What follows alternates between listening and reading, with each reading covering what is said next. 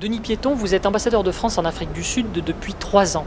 Quel bilan vous faites de votre séjour et quel est le contexte des relations bilatérales entre la France et l'Afrique du Sud? J'ai vu l'Afrique du Sud énormément changer en 3 ans. Changer de président tout d'abord, la crise énergétique qui a frappé l'Afrique du Sud du fait d'un manque d'investissement, la crise financière internationale qui a touché finalement l'Afrique du Sud, bien que relativement moins que la plupart des grands pays émergents.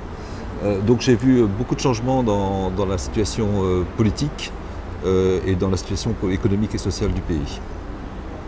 Et quel est l'état des relations bilatérales entre la France et l'Afrique du Sud?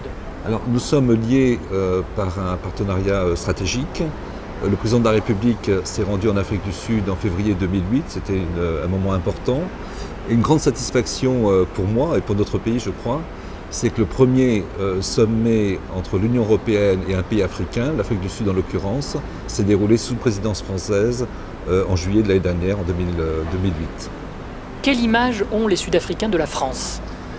Je crois qu'on a un avantage considérable en Afrique du Sud, qui est que c'est un pays où nous n'avons pas d'histoire coloniale.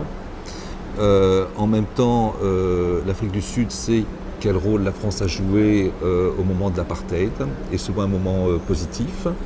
Je crois qu'il y a des relations qui sont aujourd'hui des relations de grande proximité, du fait d'intérêts complémentaires que nous avons en Afrique, notamment en matière de stabilité du continent africain.